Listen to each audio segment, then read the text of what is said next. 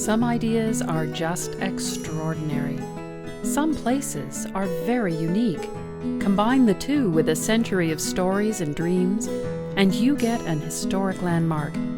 Historic landmarks give us a sense of place and purpose, a deeper understanding of where we've been and where we are going.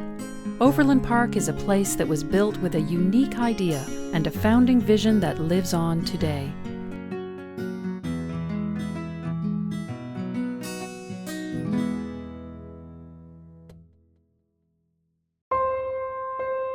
At the dawn of the 20th century, Kansas City was rapidly becoming more dense and congested and was prone to frequent flooding.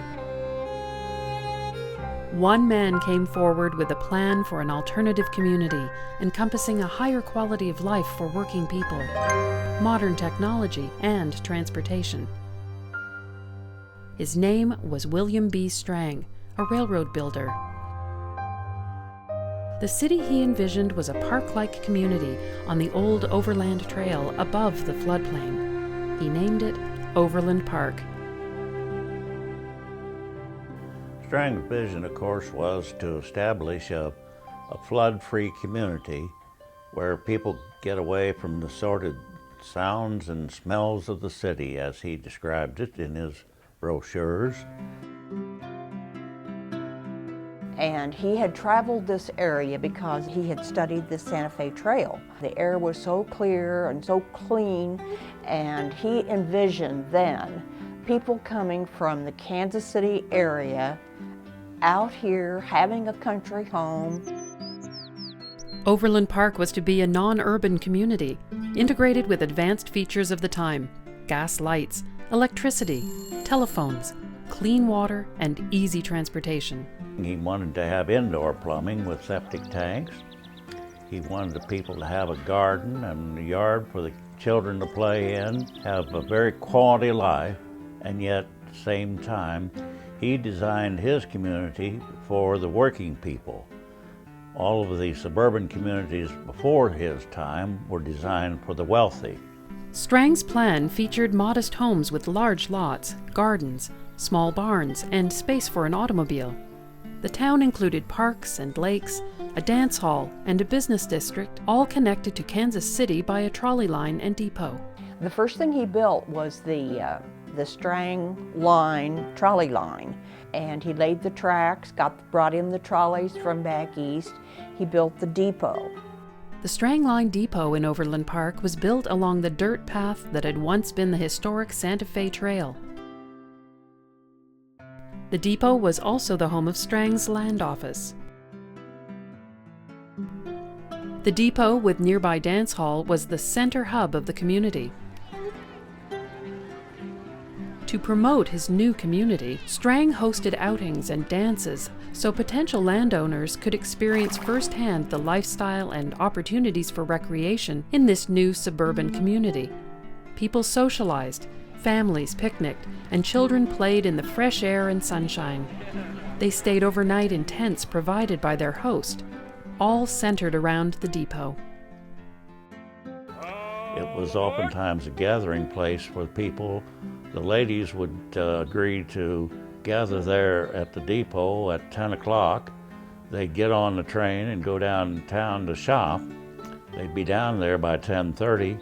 Shop until noon. They'd eat at the Wolferman's or the Forum or whatever else it might be, and then continue to shop till about 3, get on the streetcar and come back home and be home in time with a fixed dinner.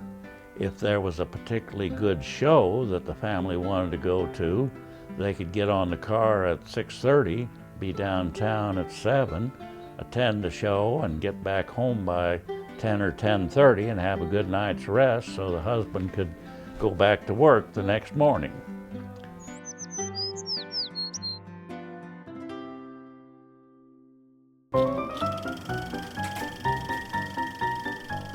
Strang was excited about the birth of aviation, and in 1909 built an airfield near the depot and hosted the area's first fly-in. From the depot and dance pavilion, spectators caught their first view of these marvelous flying machines. Overland Park offered everyone an appealing way of life, usually only available to the wealthy. Residents could still work their jobs in Kansas City, but live in a quiet and clean country home. It was the best of both worlds. People flocked to this community and embraced the vision. Overland Park quickly grew to become a model community and a great place to grow up or grow old. It took most of the communities 30 to 40 years to achieve what Overland Park had achieved in 9 or 10 years. And all of the businesses, the people worked well together, and we had just a wonderful, wonderful quality of life here, which fortunately, with good government, dedicated citizens, and developers that partnered with the government and the citizens, have kept the area as a consistently nice quality of life.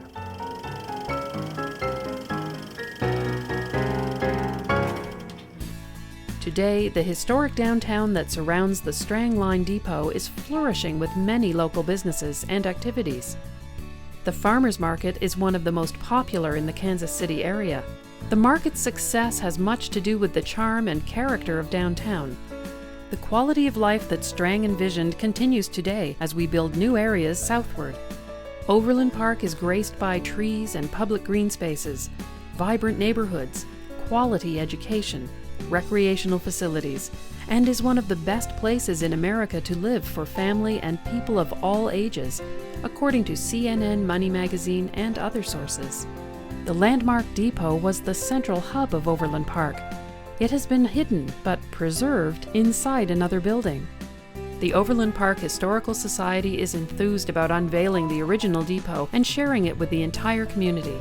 The depot is a native stone and mortar testament to the founding vision we are living today and carrying into the future. We would like to work very diligently to get the depot and restore the depot to its original condition and show the people the kind of depot that Strang did build and the quality that he started in the area. And that would tie the downtown block together. The Overland Park Historical Society is an organization with a wonderful track record of bringing people together for the purpose of saving and preserving historic structures and meaningful landmarks. Donations are needed to restore the depot. Come be part of something historic. All of these buildings have been repurposed many times over, but they are still there. And as long as those buildings are there, so is our history. And once those buildings are gone, our history is gone. So it behooves us to preserve them, and that is the purpose of the Historical Society, is to preserve these buildings. We often forget what came before our time and wonder what the future will bring. Historic landmarks remind us of the dreams and aspirations we are still living and serve as a guidepost to the future.